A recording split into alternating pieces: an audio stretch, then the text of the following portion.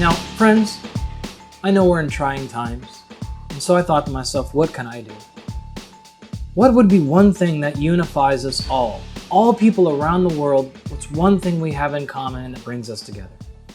And the answer hit me after dinner one night.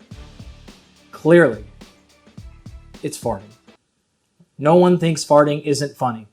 We all do it, and we all love it. We can do it at any place, any location. Anywhere is fine for some farting. If anything we're going to get accomplished today, I don't know if you'll learn anything, but we're going to spend an hour or more on this topic, and by gall, you should at least have some fun party information, and I know I'll make my wife, Natasha, so proud. This is what I spent a week working on that I couldn't help watch children with because I was making a fart video. And not a short one, an hour-long fart video. So let's dive right into it. Now, of course, I will talk about farting today, but really, here's what I'm going to hit. Why you fart, the basics of digestion, what FODMAPs are, starches, resistant starches, soluble and insoluble fiber, common causes of GI distress, probiotics and prebiotics, gut microbiome, digestive enzymes, sugar, protein bar farts, sugar and sweetener substitutes, beans, cabbage, broccoli, etc., inulin sorbitol and rocket fuel, what the hell, fermentation, non-starchy polysaccharides, gut inflammation, Crohn's disease and IBS, irritable bowel syndrome that is, how much fiber to eat when white rice beats brown rice, fecal transplants, poop in a pill, and finally oatmeal and cold pasta. Are you ready, friends? Let's go. Okay, so what you may have realized is that of all the foods you eat, carbohydrates, proteins, and fat, actually the vast majority of your gas comes from carbohydrates. Even though you eat like eggs and your farts smell like eggs, it's probably not the cause. Protein and fat generally don't, especially fat, really don't contribute to gas. Now, if you eat a boatload of fat, you're going to get really really oily stool, so it'll slide right out, but it really won't cause a lot of gas. So to really understand why carbohydrates give you so much flatulence, it's because of this. So let's break down what they are and how they operate. So the three real categories of carbohydrates are sugars, starches, and fiber. And in other separate videos, one called What Are Carbohydrates specifically, I break down each of these subcategories, what it means to be mono, di, poly, and oligosaccharides, etc. But for now, you'll just have to trust me. So here's what typically happens.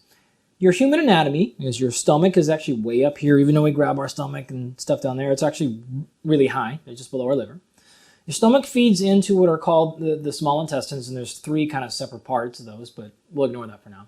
The small intestines then feed into the larger intestines, and that's also synonymous with the colon, right? So same sort of thing. All right, now typically what happens is you've got enzymes all throughout that system, but especially in the small intestines. And any foods that are broken down or need to get digested from those enzymes, if they're introduced, you have generally no problems, no gaseous emissions from these things. And so sugar and starches, for the most part, the ones that are purple coated here, the ones that are easily digested in the SI or small intestines, you have no issues. So these things generally don't cause gas or problems. In fact, any sugar or starch, and a good example of this is rice, if they're able to be digested in the small intestines, they almost surely won't give you much gas. It's the things that have to move past the small intestines that cause you problems. And so what are those? Well, the first example would be the types of sugars, or the sugars that need to be rapidly fermented in the large intestines. So sugars hit your stomach, and this is, again, only some types of sugars because some are easily digestible.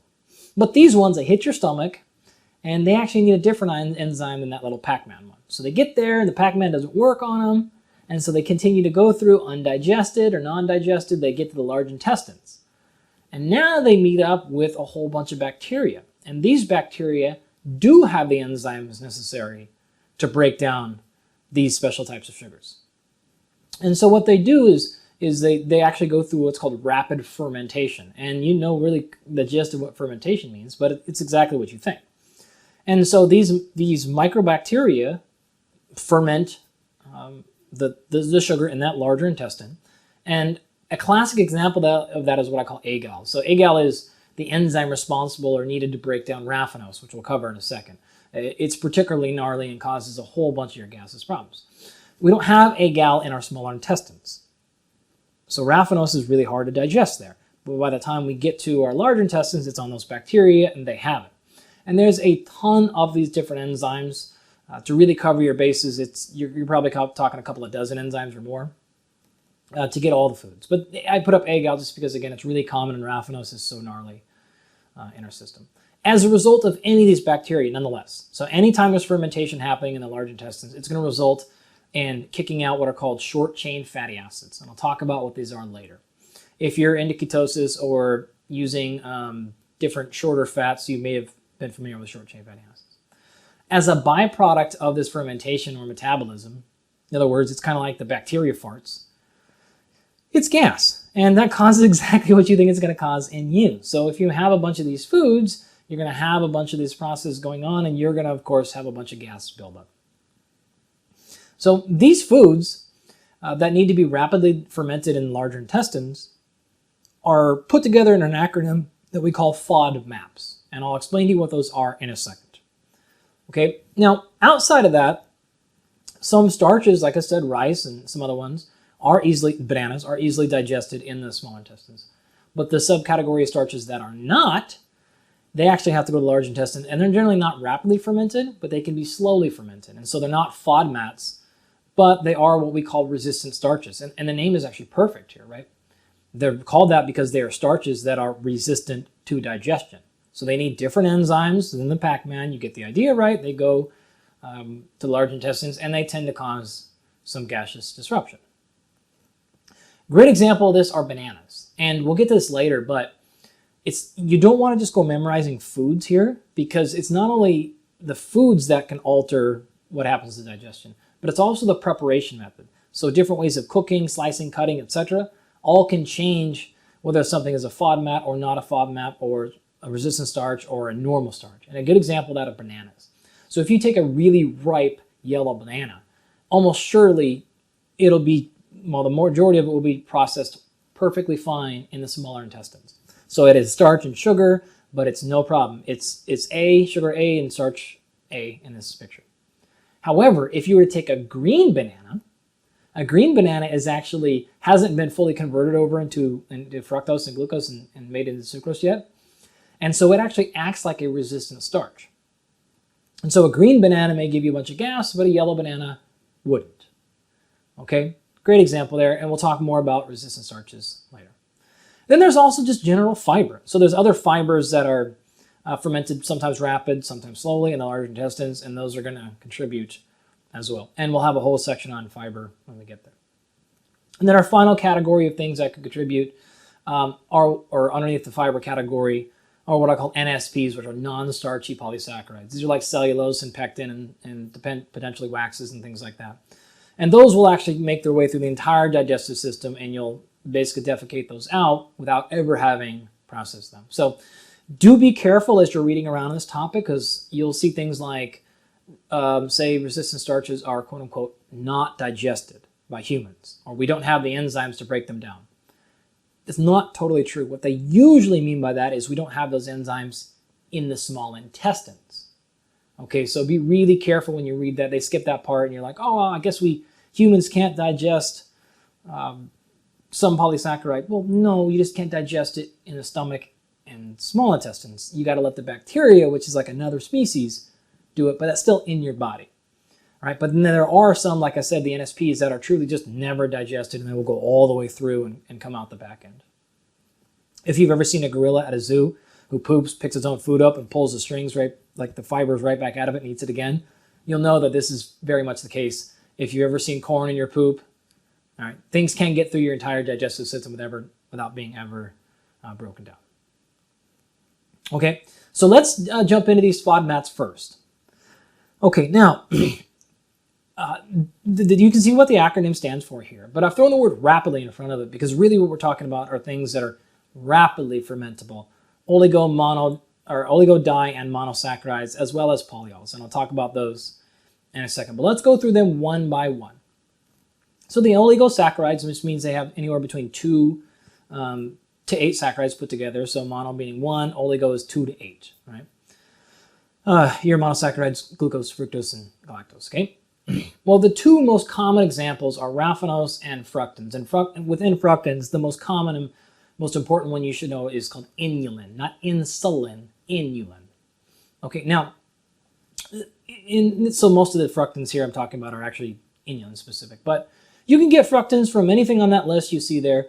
Jicama, basically any grass, right? So wheats, rice, things like that, barley, are going to contain a lot of fructans and a lot of inulin, right? Now, what's weird about this is I've mentioned rice is able to be digested in the smaller intestines, and that's one of the reasons is because it actually doesn't contain fructans, so it doesn't give you gut disruptions. It's not a FODMAP. This is why people love rice. It's the most easily digested starch, without question, right? No problems. It gets in fast and causes no stomach issues, which is really helpful when you're trying to be on a hypercaloric diet. You're trying to eat a lot of food. You don't want to just be bloated out to here all day. Garlic, onions, other things, and jicama all contain a lot of fructans and a lot of inulin. Now, inulin is particularly cool. We'll back up. Fructans in general are, well, there's a fancy name, it's kind of a polymer here, it's a fructose or fructose plus sucrose, right? And so only about 10% as sweet as sucrose. So no one would ever take a bite of wheat and be like, ooh, super sweet, even though you know it's full of carbohydrates and it's a lot of sugar. Because it's not super sweet.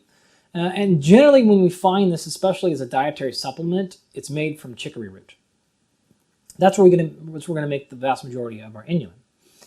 It's technically a soluble fiber, and so it actually it functions as a prebiotic, which we'll talk about later. But a prebiotic basically means it feeds your gut bacteria, which is exactly what we talked about, because it is soluble, you can break it down, or you can solubilize it with water.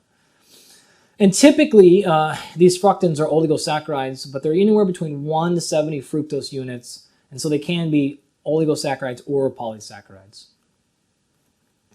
Now, another fun fact about fructans and inulin especially is they kind of work like in roots and rhizomes anyways.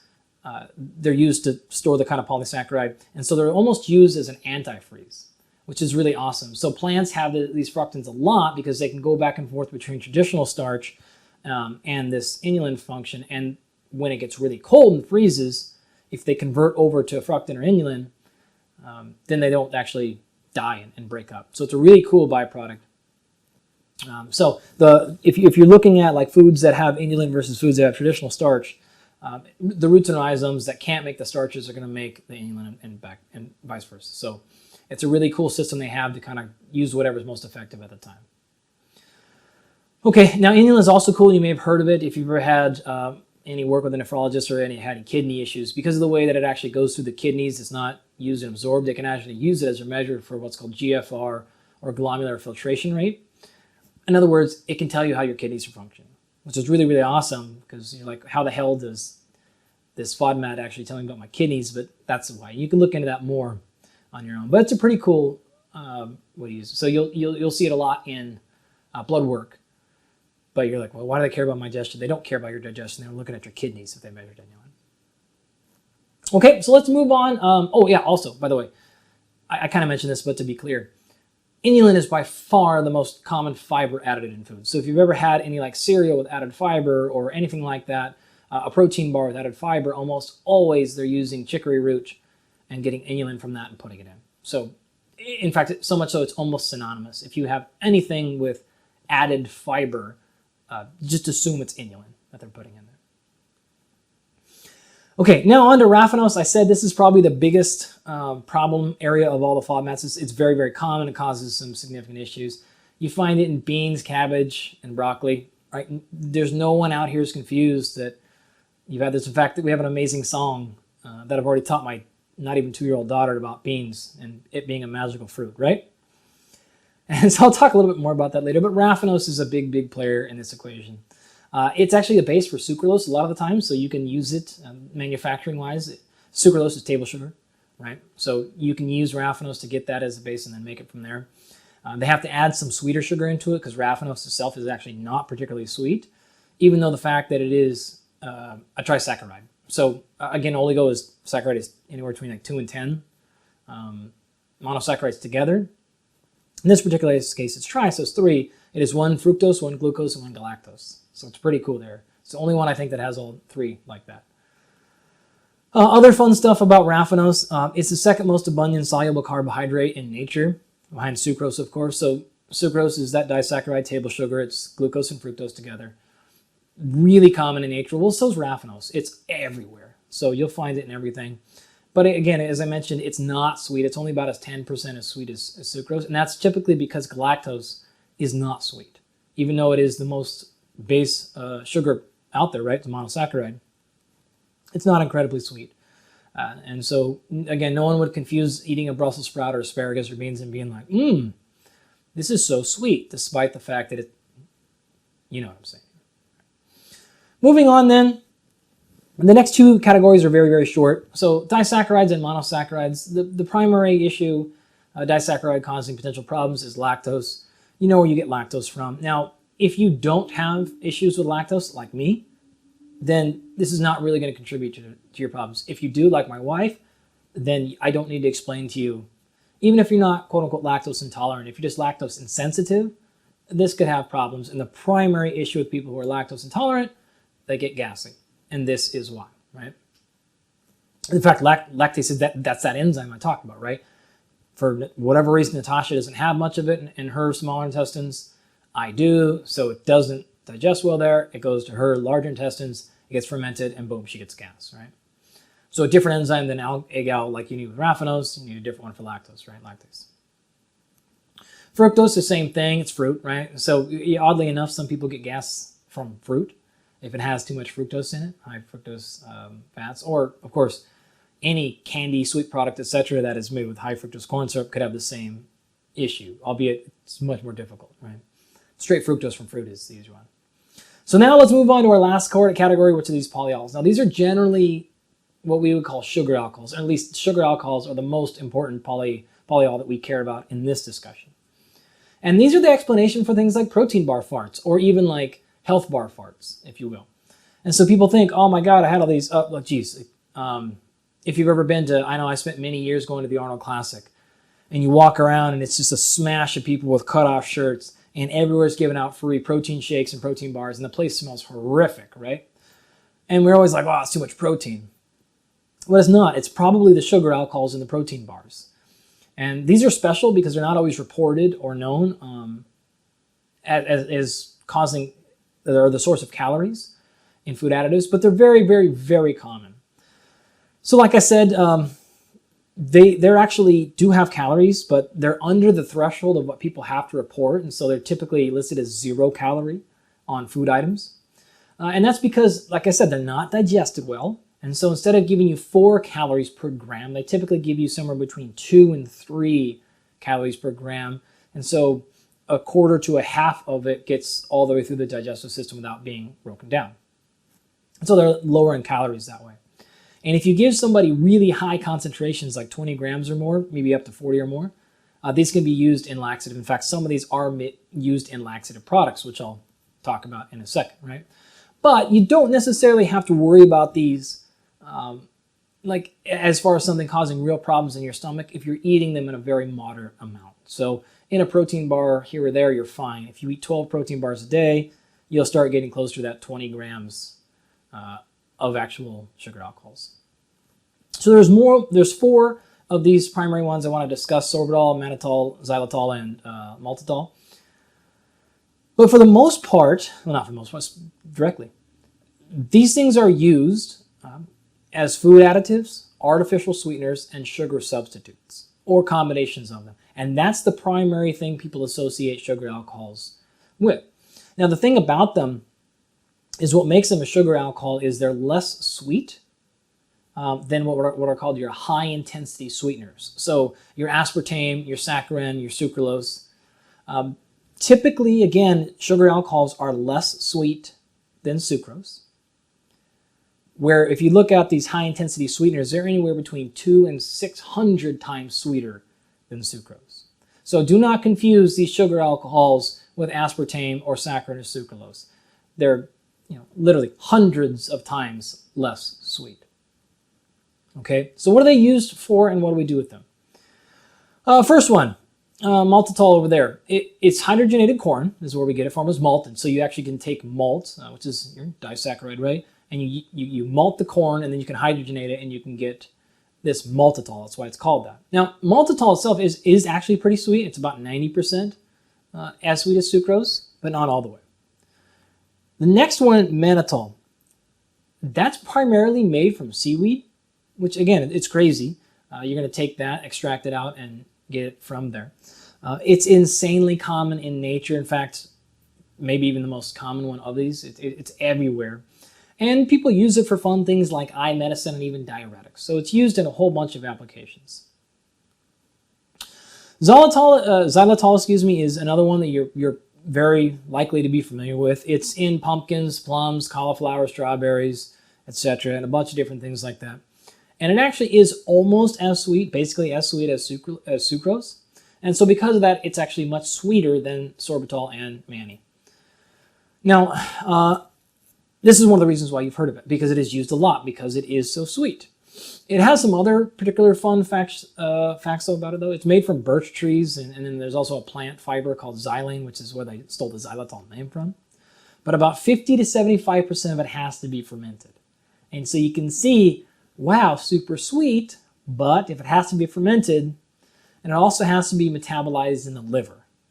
And so because of this, it has sort of a hot and cold excitation level, if you will. Some manufacturers love to use it in their food for obvious reasons, but it tends to give some people some real problems. Right? It is easier to digest, though, than manny and sorbitol. So that's another benefit of it there. And then finally, our last one is sorbitol. And this is you've almost surely heard of this. Anyone who's spent any time trying to learn about nutrition has come across this. So it's in apples, pears, peaches, and particularly prunes. In fact, this is the reason why they recommend prunes for constipation and things, and regularity, if you will. It's because it has so much sorbitol in it. Now, interesting, mannitol and sorbitol are actually isomers of each other. So if you're a chemistry person and you don't even know what that means, you may think that's pretty cool. But yeah, nice little isomers of each other. Sorbitol is really important because even though it's only about 60% as sweet as sucrose, and you can make it easily from potato starch. So you can see how you can go from there to the other one. It's also used in things like E. coli identification, and so the nasty type of E. coli, I think, is how this works. It doesn't or can't digest it very well, but other types can. So if you put it in there and it doesn't digest it, you know that you have the pathogen version of E. coli. And I guess most bacteria can't, for whatever reason, do it as well. And so for these reasons, sorbitol is used in cosmetics, toothpaste, etc. And in fact, all of these polyols are used in everything. All of your artificial sweeteners, sugar-free gum. That's why sugar-free gum gives a lot of people gas. Hard candies, especially if they're sugar-free or low sugar. These things are probably used and they can give people gas and you don't even realize it. Again, anyone who's tried to be like super health conscious and lose weight or keep your calories down and you've gone to sugar-free versions, this is a lot of the times what they've used. Or again, sugar substitutes, etc. Not high-intensity sweeteners, though. Those are quite different. Another fun fact about sorbitol that you may not know, actually, is it can be used as rocket fuel, like legit rocket fuel. So for some reason, it's pretty easy to combust. Well, obviously, it's pretty simple. But they combine it with, I think, like sucrose or something like that and do something weird and blow it up, and it can actually be as rocket fuel. All right, another reason why sorbitol became so popular, or became so problematic, though, rather, was because it's super acidic. It actually is thought to rot your teeth, or has been shown to, unlike xylitol. So xylitol has the fermentation problem, but it actually doesn't have to worry about rotting your teeth because it's much lower in acidity, where sorbitol is high. So those are your FODMAPs. Okay, now we've talked about that. Let's move on to our next category. Let's remember, though, really quickly. In order to be a fiber, basically what that means is it passes through your small intestines non-digested. So in this particular example, these FODMAPs that are actually not digested in the SI are also then called fibers. Right? And these would be the classic example of the fermentable rapid fibers in this category below. We've talked about those, so now let's move on and get the resistant starches and the other two fibers. The resistant starches are slowly fermented, and this is what accounts for there. So I'm only saying this to say, if you go looking around and reading stuff, it gets very confusing because sometimes they'll call resistant starch a fiber, sometimes they won't. Same thing with other FODMAPs. And I wanted you to understand, all they're saying is things can be a sugar as well as a fiber. Things can be a starch as well as a fiber. or not. Not all sugars are fibers, not all starches are fibers. Again, it has to do with, is it easily digested in the small intestine or not? If it doesn't, it can be called a fiber. All right, and then we'll also talk about that last category of NSPs. All right, so let's jump right into it. Moving on then to these resistant starches and non-starchy polysaccharides. Again, if you're getting kind of lost on this, please check out the other carbohydrate videos I have where I break down what all these fancy terms mean. But for now, let's move on. So our carbohydrates are broken into three categories: sugar, starch, and the fiber. So the starches now I need to break down a little bit further. So these are technically polysaccharides, and they come in two major forms: amylose and amylopectin. So amylopectin is exactly what you think of it in terms of the normal starch used for energy, broken down, fuel, Krebs cycle, etc. Amylose, though, are called resistant starches. So that's the part of starch that can't be digested. So in other words, if you eat a potato, it's not all usable starch. Some percentage of the potato is amylopectin, and some percentage of it is amylose. The part that's amylose has to go through, not the SI, has to go onto the LI and be used as a resistant starch.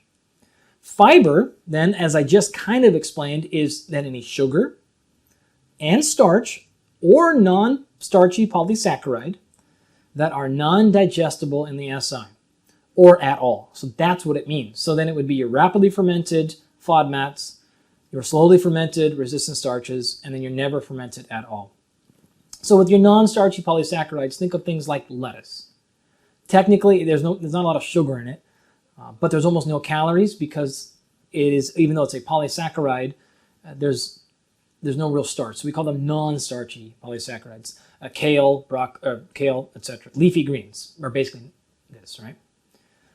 So these two types of starches, getting to a little bit more specific, about 75% or so of the starch that you digest is this amylopectin. It's digestible, it's fine. And the reason you can use it is look at the chemical structure.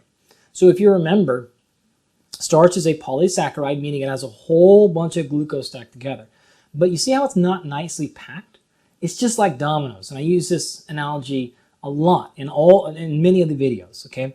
In dominoes, you can only play on the pieces that are uncovered. Same with physiology. So in this particular case, since things are not packed together, there's a lot of places where you could come in and metabolize it. There's access points. If things are all packed in nice, tightly and square, you can only start playing on the edges and it takes a long time to digest, and by the time it gets through your stomach, it's already gone. Here, so you can start attacking everywhere because there's so many openings, right? If that didn't make sense, contrast it with this picture, okay? And that's that. Amylose is non-digestible. It's about the other 25% or so of the starches that you eat, and it is really tightly packed in straight line. There's no easy access points except for the very ends to get it and start digesting. Okay, amylopectin is what you classically think of when we think of glycogen. Okay, so when you use it in your system, it's easy like this. When you, again, consume it in a sweet potato, etc., it's easy to digest because of its open structure. The amylose, though, would be the resistant starch. Okay, now both of these are important and they're needed. So don't just think amylopectin is better. Amylopectin, of course, is better. It's optimized for metabolism. So in your body, you want to be able to use your glycogen quickly as a very potent, in fact, I would argue, the most important fuel source for exercise. Well, the plants would be the same thing, right? So they want to have some portion of easily metabolized, usable energy, but then some portions that are optimized for storage. Same thing with you, right? You'd like to be able to store your things. So the advantage of amylose is it's a lot slower releasing. In other words, if you were to eat, say, only amylopectin, your blood sugar would rise a lot faster than it would if you were to eat only amylose or resistant starch. If you ate a food that was, say, 80% amylose, 20% amylopectin, you would have a very slow, steady release over time because it takes a long time to break it down. If you ate something that was the inverse, almost entirely amylopectin, you would still have a pretty fast rise in blood glucose, but not as fast if you ate pure amylopectin or as fast if you ate, say, a monosaccharide, disaccharide, or other sugar. So pros and cons to both of these. So the higher the percentage of amylopectin in your food, versus amylose, the less gas it makes you. So if the food you're eating that's giving you problems, it may be because it's high in amylose. So look up all the foods you like, and you can start to see the percentages of all the starches and what they actually have. Okay, so a little bit more on these resistant starches. Like I said, because they go through the microbiome bacteria, they result in short-chain fatty acids. And this is just straight from Wikipedia. You can go look that up. You can look elsewhere. But here are some common food examples. You can get some supplements that sell these things that come in as usually waxy mazes. But you can also do things like green bananas, as I mentioned. Oats are typically high in a little bit of all these things. And so because of that, they have that. In fact, if you remember like in the 80s, we've always been told that oats are very hearty, oatmeal is very good. Oatmeal is not the same as eating, say, bread, and you've probably wondered like why. And this is exactly why, because it has some percentage of resistant and non-resistant starches. Frozen peas will do the same thing for you, of course, as will lentils, and everyone's favorite, cold pasta. So if you make pasta and then you put it in the refrigerator and eat it the next day cold, it's actually gone from a very fast-releasing starch into a slow-releasing resistant starch for a bunch of reasons that aren't important right now. So like I said, cold potatoes if you made like white russet potatoes and then put them cold and ate them the next day, it'd be the same thing, right? Cold pizza, probably same thing, etc. Okay, so fun stuff to play with, great stuff to have before bed as well. We've really enjoyed it there. So to go into these fibers then a little bit more now that we've kind of covered resistant starches. Fibers are usually categorized into one of two things. They're either soluble or insoluble. Okay, now if they're soluble, which means what? Well, they're soluble, they dissolve in water. That's really all it means. So insoluble means the opposite, right? So you'll know really quickly if you have a soluble fiber, if you put it in water, it makes a gelatin kind of thing. Common examples, inulin, one that we've already talked about. Yeah, classic soluble fiber. Pectin, raffinose, and psyllium. Okay, and we'll talk more about psyllium in a second. The insoluble ones don't dissolve in water, of course, and that's stuff like cellulose. Go look up that and you'll immediately recognize what that is. Waxes and these resistant starches. Now, most foods have a combination of both, but of course, some have a little bit more of one than the other, so look into those food items if you'd like. Some other fun facts about soluble versus insoluble. So the soluble ones help with glucose in that they delay the release time. So in other words, if you were to say have some candy or a donut or, well, okay, just like a pixie stick, and you have something with a ton of sugar, we know that that would result in a very fast increase in blood glucose. However, if you co-ingest that with a soluble fiber, it will slow down the release. So this is one of my many tricks if you need to have your not get such high or fast spikes in blood glucose, if that's desired for whatever reason, is to co-ingest it with soluble fiber. Okay, it has the same effect or similar effect with cholesterol regulation. So for a bunch of reasons, including bile absorption. So what soluble fibers do is they reduce the bile reabsorption. So that means your liver kind of has to get its cholesterol fix from the blood. And so it starts pulling cholesterol out of the blood, metabolizing it from there rather than getting it from your food, which then, of course, reduces your blood cholesterol. And this is why for so many years, people have said things like, oh, oatmeal is actually good for your heart, or other various forms of carbohydrates are good for your cholesterol. This is exactly what they're talking about, and they're definitely right. So that's a good thing. Soluble fibers also then slow digestion, though. So they move their way really slow through the digestive tract. But because of that, they increase satiety. So you feel full because your body's giving the sensation, hey, don't worry about it. We got stuff in here. We're backed up. Slow the tract down. So it's another reason to have a good amount of soluble fiber in your diet. You'll feel full for longer. Most of it is fermented in the large intestines into these short-chain fatty acids, and thus we call them prebiotics. So that, again, they're not probiotics or prebiotics. They feed and fuel the good gut bacteria and keep them alive. Common foods with soluble fibers, oats and barleys, and most, in fact, basically all fruit. Even avocados, which is still the fruit, but people love to talk about all the fiber in avocados, and this is what they're talking about. Chia seeds, other seeds, lentils, carrots, almonds, etc., etc. You can look up a lot of foods that are soluble fibers. Insoluble is basically the opposite. It tends to be called nature's broom because it kind of sweeps things through, if you will. So if soluble fiber kind of slows digestion, insoluble does the opposite. And it kind of runs through the system and it takes anything in there along with it because it attracts water, right? Just continues to bring water into the digestive tract, which increases bulk in your stomach, and it softens your stool because you put a lot of water in there. But because of that, it decreases GI time. In other words, it goes through fast and keeps you regular, if you will. And so you don't want to have just insoluble or soluble. In fact, I'll talk about the problems if your ratios get off here. But you want a little bit of both because they have specific advantages. And most of your insoluble fibers, with the exception of resistant starches, really can't be fermented. So these are the typical ones that go through your system non-digested. Classic example here is cellulose, which I've mentioned a lot of times. And that's in legumes, seeds, root vegetables, any vegetable in the cabbage family is going to have a ton of this stuff. And then anything with high in bran, so wheat and quart bran, skins of fruits and vegetables tend to have a lot of insoluble fiber and things like that. So if you want a quick tip on how to figure out if you're looking at a food item and you don't want to go to Wikipedia or can't look it up for some reason, you want to figure out if it has some more soluble or insoluble fiber in it. A quick way to do that is just to imagine or actually put it in water. Just run the thought experiment. If it turns into mesh, it's soluble, right? If it's not, it's insoluble. So you can imagine what happens if you put oatmeal in water. It turns into that gelatin stuff. It absorbs it. What about celery? Well, celery ain't going to do nothing in water, and so you know it's an insoluble fiber. And again, that's what, if you ever get confused, just think soluble. That's what it means, right? Does it dissolve in water?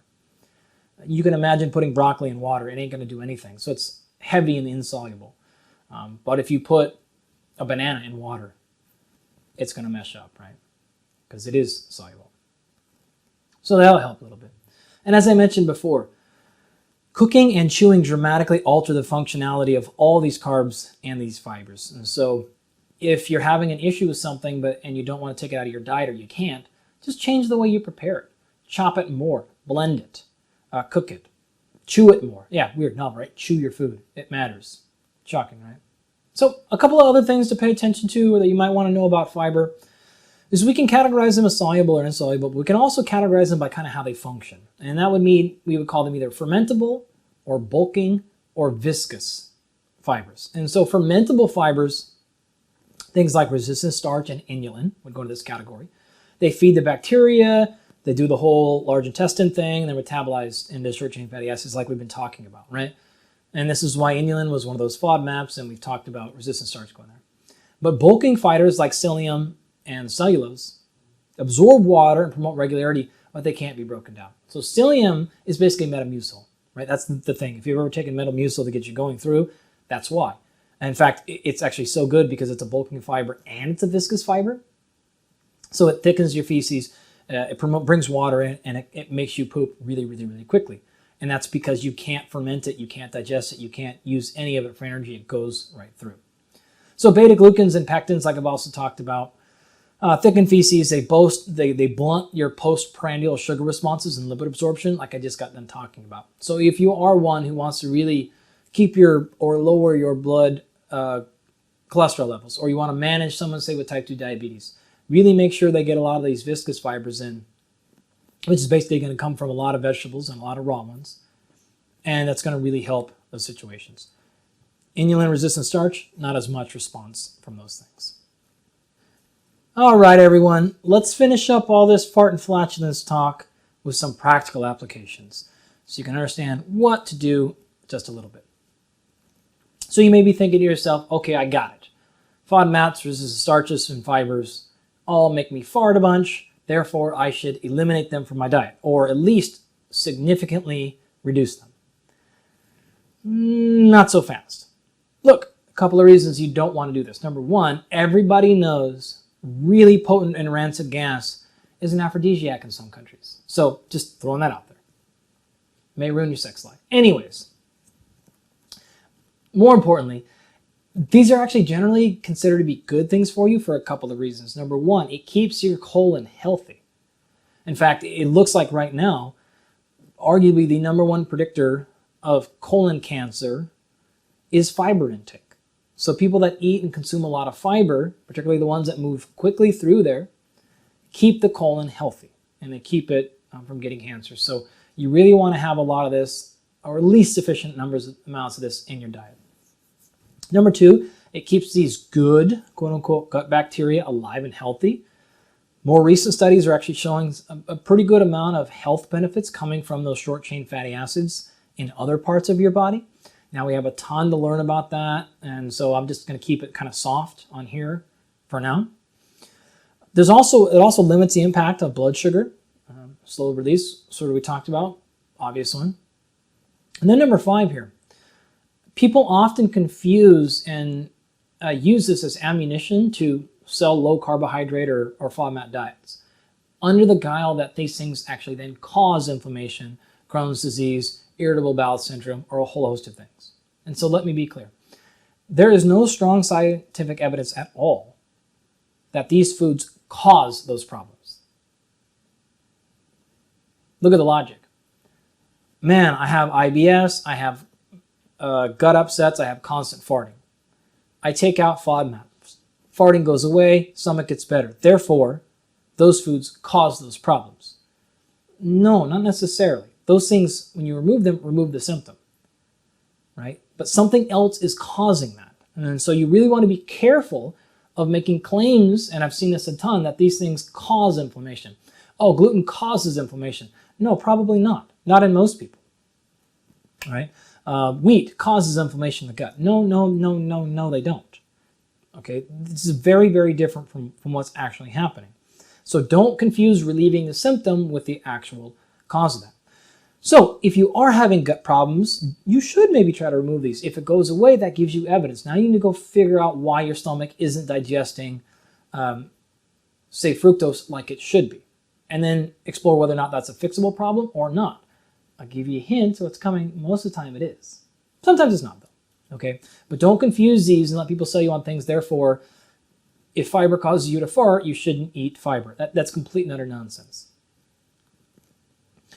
So what are some of these major common causes of GI distress, is what I'm calling it, gastrointestinal distress? It could be a couple things. Number one, too many carbohydrates at once. In fact, if you watch any of my other videos on performance, you'll see that carbohydrates are very, very, very helpful at any type of endurance activity longer than like a minute.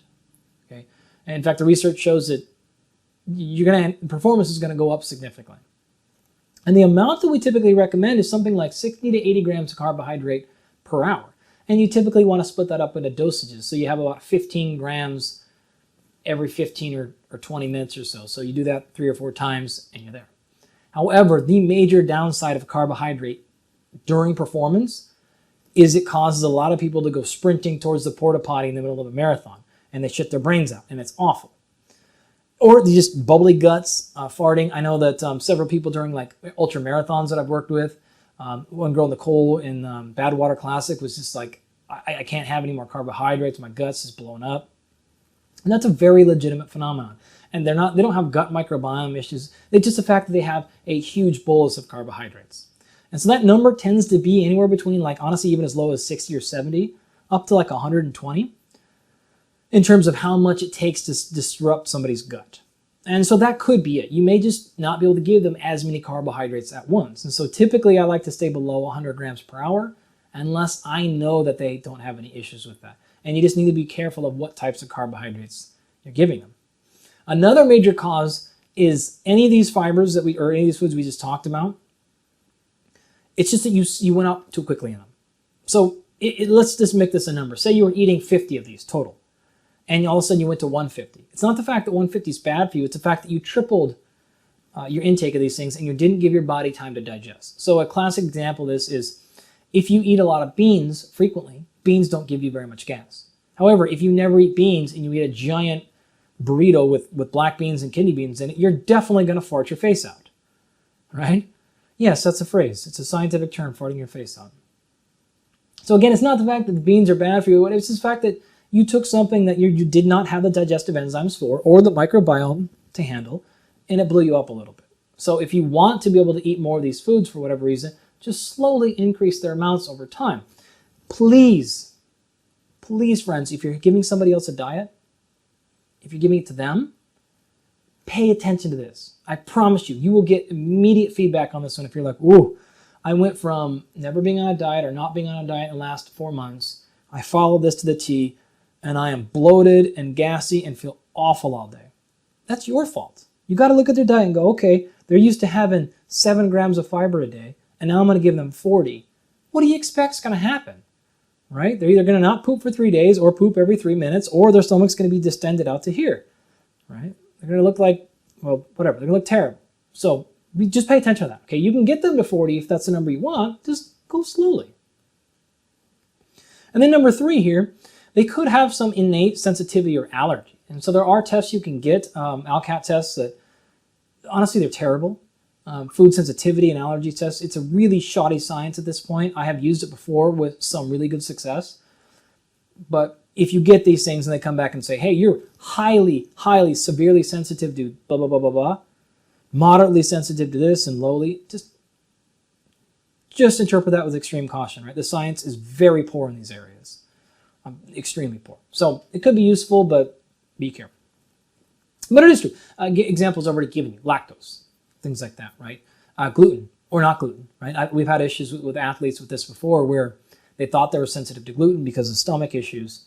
So they've gone gluten-free, gluten substitutes, and then actually found out that those were far worse, gone back to gluten, and things got way better, right? So you never know. The next 2 categories are a little bit different, though. There could be some sort of damage to the stomach lining, and you can kind of look in the leaky gut, if you will, and that's a real potential issue. Or you could be what I call microbiota problems. So this could be things like an imbalance of bacteria in the large intestines. And another one, word of the wise here, be very, very, very careful. We still don't know what this even really means. Here's what I can tell you, and I'll give you a story about this in a second. If you are really out of whack here, it has real problems everywhere. But anything past like crazy out of whack, we really don't know.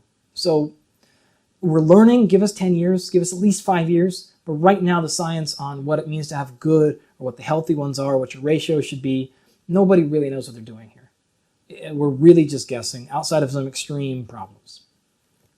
One that is a little bit more documented though is called SIBO. SIBO, which is small intestinal bacterial overgrowth. So we've talked about how those bacteria should be in your large intestine for the most part. If some of those go creeping down and get into your small intestines, or you get things like yeast overgrowth, these can cause all kinds of problems. And you just got to cancel that out, clear it out, and you end up feeling tremendously better. Right? So SIBO is very real, and it can actually be easily tested. These top 2 categories, they're simply a result of you had too much carbohydrate. These are not really representative of intolerance typically, or gut actual problems. You just need to, evolve into those or gradually progress. But the last 3 here can result in autoimmune responses as well. So common examples of things like this, it could cause flare-ups of eczema or psoriasis. It could cause pain, achiness, head, like all kinds of stuff associated with autoimmune. And that's because of this. We do know, as crappy and shoddy as the science is, there is a very strong relationship between the gut microbiome, the bacteria, and everything in your body, right? Some people have used this to explain the quote-unquote gut instinct, but whatever. But we do know that something like 80% of the immune system is generated from the gut. A vast majority of like your serotonin, which makes you sleep, comes from the gut. And again, we got a lot to work out here. Really be careful of like the functional medicine people and a lot of like other practitioners. They abuse the crap out of this stuff. They overshoot and overspeak way too far. But there's clearly something here. There's a there. Okay, it's just murky right now, but it's something is there. Okay, there's a strong relationship between a lot of things in your function. Again, your hormones, sleep regulation, mood, all this stuff. Something's going on in the gut. So if you have something wrong in your gut, and then you eat something that causes that to flare up or gives you problems, you can see issues arise throughout the body, and it is a problem in your gut. In fact, actually, a study just came out this week showing that actually can get into your nose, and that causes nasal inflammation. That explains some reasons of why people have a hard time breathing through their nose sometimes. One study just came out. Don't get overly excited, but it's pretty cool. Right? This lactobacillus stuff is legit. So I want to show you one story on this. So this is my friend Brian Callen. You may know him. He's a super famous actor. And Brian's talked about this openly on numerous podcasts, so I can feel free to share this. But Brian came to me a couple of years ago, and he had really bad psoriasis his whole life, and he had a huge outbreak. So I worked with him for a while, and eventually I figured out, I'm pretty sure something's going on in your gut. So I reached out to my friend, Dan Garner, who's a lot better at that stuff than I am.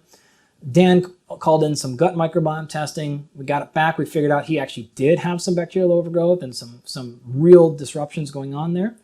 So Dan put him on a 90-day protocol that's specific types of probiotics and prebiotics and some other things we limited.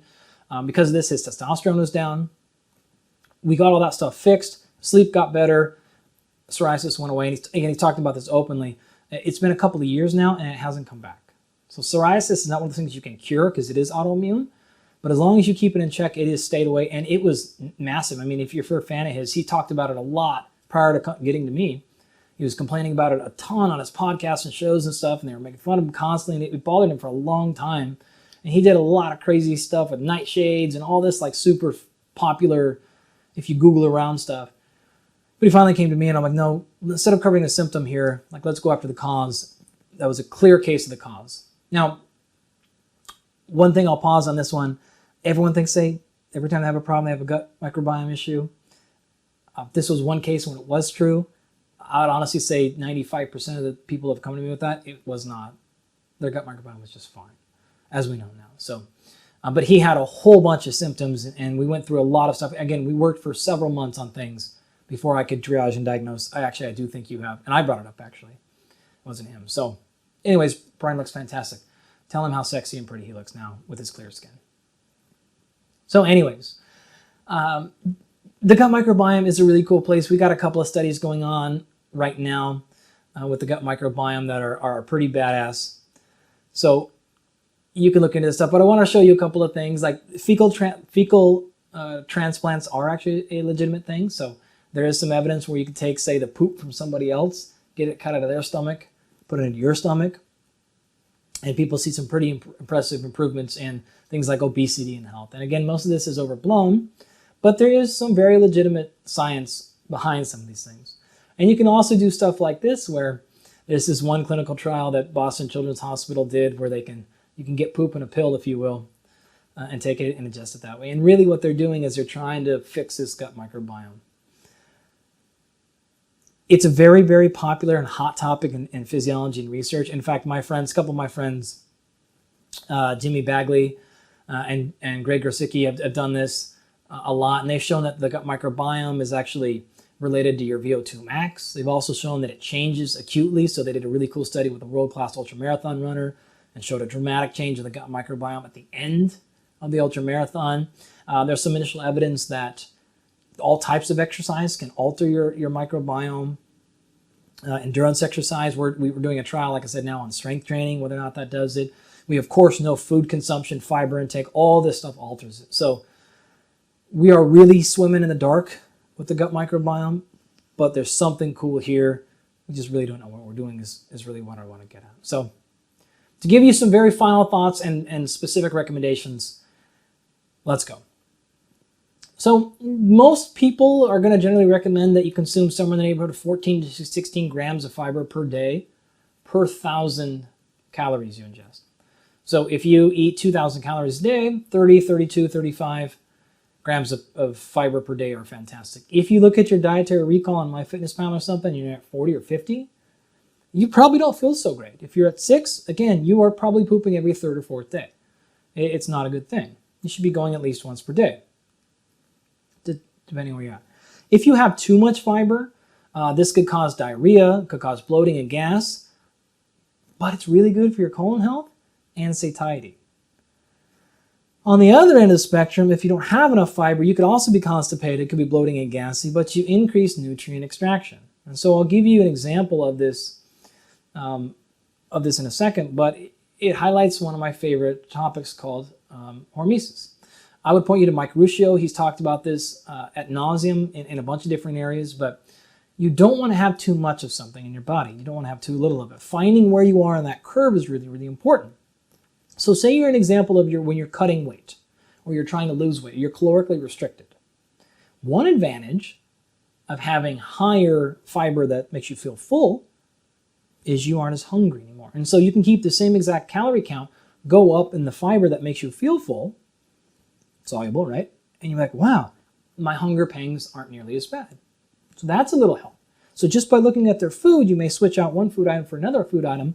Nothing else is different, and they aren't as hungry all day. The advantage of that, though, because it moves slower again through there, is you're also going to extract more nutrients. And so when you're in a caloric deficit, you're not eating as much food, so you're not bringing in as many vitamins, minerals, and phytochemicals into your mouth.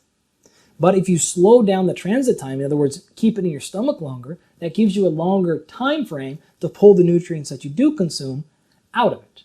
And if you think about this evolutionarily, this is a huge advantage, right? If you don't know when your next meal is coming, you don't want things you be eating and pooping things out 5 minutes. You want to be getting everything possible out of that food before you poop it out. And if that means you walk around a little bit bloated and constipated, we're the exchange to not die.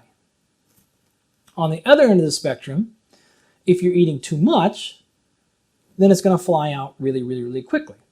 Okay, so again, there's pros and cons to both of them, but just to really clarify that, the downside of that super high, like really slow transit time thing is it looks like it's not great for your colon health. So you could have potential problems there. So my recommendation with fiber is keep it with where these numbers are, unless you're really in specific times. If you're in a lot of high caloric surplus, I typically reduce fiber intake. Again, because now your stomach, you're trying to have 10, 15% extra calories, all that fiber then really starts to pay dividends. If things go through a little bit quicker through your system, it's okay because you're eating more total food. And that reduces GI distress. If you're in the opposite, right, you favor the other direction. If you've been in any of my classes or watched any of my videos, you know that this is how I honestly like to approach nutrition, supplementation, performance, and all real thinking. This is not what's right, what's wrong, it's what's the advantage, what's the disadvantage. Then depending on your situation, apply appropriately. So there are some times where I might go down as low as like 8 grams of fiber per 1,000 calories, or I might go as high as 20, all right, depending on the situation that we're in. If that's way too much thinking for you, if you just eat a variety of whole, real foods, you're probably going to land right in this number. You're going to be just fine. Where people have to pay real attention to this, again, is if they're really high in calories, really low in calories, or most of their food comes processed and packaged. A lot of the times what happens when we process food is we strip the nutrients, the vitamins, the minerals, and the fiber away. Now, some of them are fortified, so they put the vitamins back in, but they don't put the fiber back in. So you could be eating a lot of things that are typically high in fiber, like plants and breads and pastas and things like that. But if they're enriched and they have had the fiber removed, you have a very high carbohydrate diet, but you don't have a very high fiber diet. And therefore, you have to get with added fiber things. So again, just eat real whole food for most of your food, or a lot of it, and you're going to be just fine with fiber for the most part.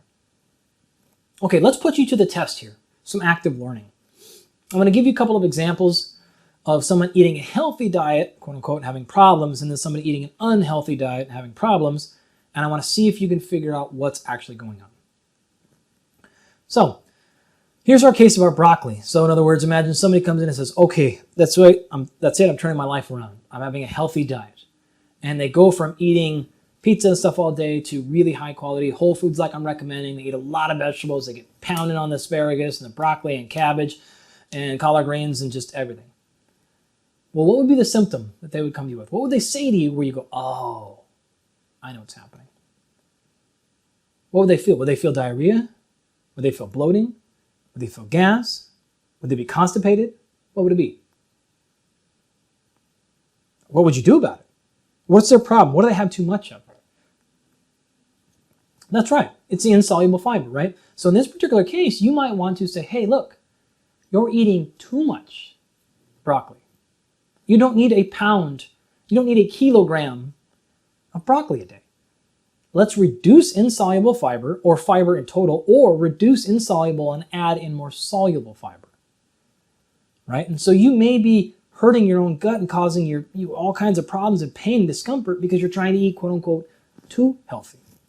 And so really be careful about that. Maybe you need to take out some of that broccoli and add it back in a piece of toast.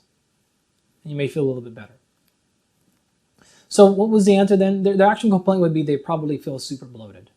That's a very common one, right? Again, the cruciferous vegetables very often result in excessive bloating. All right, what about the other one? Someone comes to you, what would be their complaint? Man, I'm eating pizza and fries, and I eat the meal at the cafeterias all day. You probably want to reduce their soluble fiber and increase their insoluble fiber, right? Or just increase the insoluble fiber. And the complaint that they would have would not be bloating so much, although maybe, but most likely it's the fact that they are either really irregular. You know, I pooped twice today, and then I went 4 days without it, and then I'm all over the map. And or they have like mild, very mild diarrhea, or just really sloppy poo. They're like, man, I went to the bathroom and it's just a mess in there. That's probably because you don't have enough insoluble fiber. Because remember, soluble fiber makes water, makes gel. You get a lot of gelatin in there, but not a lot of structure, right? Now, it's not as simple as that, but hopefully you're sort of thinking through what you've learned a little bit. So some potential solutions you could come up with. If you're having gut problems in here, right? Disruptions, disturbances, there you go. You could maybe say, hey, look, maybe if I have more pre or probiotic supplements, or I eat more foods with these in them, maybe that could work. Or maybe I could take digestive enzymes. And both of those things are very valid solutions. So the prebiotic, probiotic side would increase those gut bacteria, specifically in the colon, and you tackle it that way. Or you could simply say, hey, I know that I'm going to have some beans tonight, and I know that has raffinose, and I know raffinose needs an enzyme called agal to produce it. Therefore, I'm going to go to the store and buy some digestive enzymes, which is a whole bunch of agal, and that will actually probably work. The downside of these things. Right now, it looks like any supplementation of pre or probiotics is extremely transient. So 2 or 3 days, maybe a week after you stop taking that supplement, they're gone. And that's generally because unless the bacteria you're taking have an ecological advantage once they get in there, they're going to die out. Survival of the fittest, right? It's natural selection. So unless they have some survival advantage when they get in there, as soon as you stop taking them, they're going to get wiped out again. And that's typically what we see happen. So they're mostly only effective when you keep taking them. We're also clueless in this area. I've already talked about this, but we really don't know what's going on with the gut microbiome. So we definitely don't know what's going on in terms of supplementation at the most part. We're really monkeying our way around this stuff. And so because of that, the prescriptions are too vague. There are so many different types. Nobody knows what type to take, how much, what combinations, who should get what. It's a lot of guesswork. So some people have a better understanding here than others, but it's still a tremendous amount of guesswork. So it's a possible way to help you understand, but I don't see this as a long-term viable solution. Digestive enzymes have the same problem. Probably fairly transient. You got to take them basically when you eat the food. So you got to take this pill and remember to eat it, with your meal, which is not that hard, but not always feasible. We're also clueless here. There's a ton of different enzymes you need, and they're actually too specific. So if you're having a high protein meal, you need to take digestive enzymes that are proteolytic, right? That break down protein. If you're going to have raffinose, you need to take agal. If you're having a different type, if it's going to be sorbitol, you need to take that. If it's going to be oligosaccharides, so you got to have either buy like a digestive enzyme pack with like all kinds of them in there, but then you don't even know if you have that much, and you're taking a bunch of ones you don't need because you just really wanted to get agal, or you have to get like bottles. Okay, not that difficult. If you really want to my God, my stomach is blowing up every time I eat kale, what the hell? Let's see if this works. Great, but I don't see this as major long-term solutions, and maybe I'll word this differently. We just need a lot more information in these areas, right? So there's a lot to go here. I think probably the most salient solution I'll provide to you is this. And I'm shocked to even have to say this, but I can't tell you how many times I've heard this. If you're going to, for example, give somebody fiber or give somebody carbohydrates during competition, please God, please Zeus, please whoever it is that you care to, try it in practice first. Don't give somebody a sucrose, fructose, honey, electrolyte solution in competition that they have never done in practice. You might blow them to pieces. Right? They might set a PR for miles 0 to 5 and then spend 20 minutes in the shitter.